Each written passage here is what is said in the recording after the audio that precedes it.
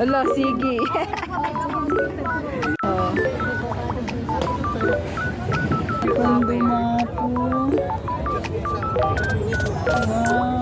At hello guys, ngayon nandito naman kami sa Melvin Jones para panoodin ang mga naka-display na floral floats dahil hindi kami nakiparade kanina.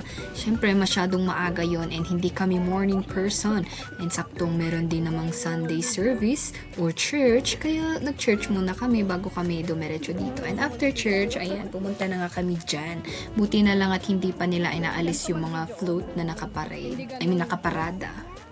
Ay, wow, reporter yan. Bangga naman ang voice. Okay, so ngayon, napunta naman kami dun sa dinisplay nila na grass. Yan, yung mga grass na plastic grass.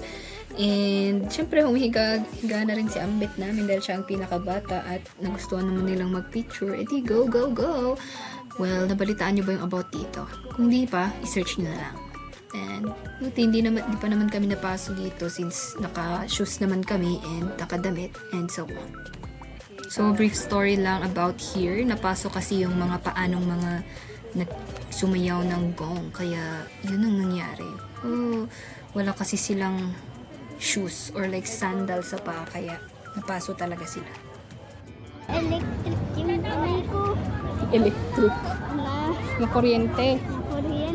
So, safe naman siya para sa mga matitinik na matatapakan mo. Kaso, hindi pala siya safe when it comes to temperature. Kasi, halos nag-burn yung paa nila nung nakita ko sa post sa Facebook.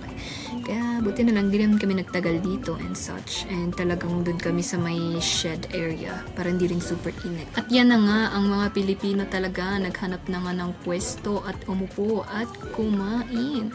Para na rin kaming nag-picnic dito.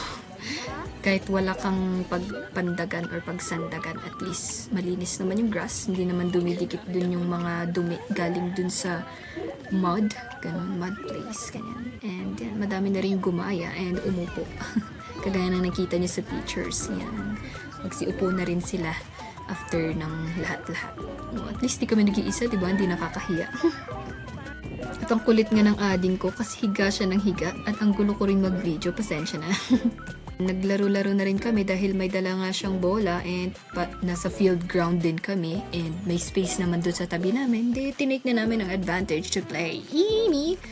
Tsaka naalala ko when I was elementary, dito rin kami parang practice ng futsal, if you know that. Para siyang soccer, ganun. Dahil nagsimula na nga silang nagtanggal ng artificial grass and mas malapit kami sa dulo kung saan tinatanggal, umalis na rin kami at sumunod na rin yung mga katabi namin na nakiupo. At yan, may nakita kaming butterfly na kumakapit dun sa flower and so cute kasi hindi siya umaalis. Talagang kitang-kitang namumukadkad pa siya dun. At yung iba naman na may-ari ng floral float, pinayagan sila na magkuha na ng flowers kaysa naman sa itapon nila, di ba? Or kung saan nila ilalagay since mabubulok din naman siya after few days kaya pinakuha na rin nila sa mga tao. At ito naman si mother. Ganun daw kumuha ng plant.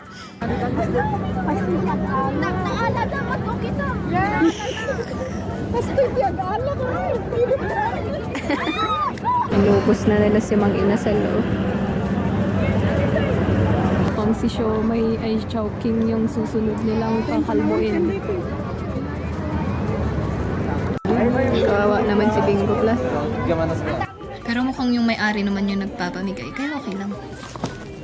Lang guys, salamat sa panonood. Till our next vlog. Thank you and God bless. At yan, nung nakauwi nga ako, kumukulit naman yung pusa ko. Gusto niya magpabuhat.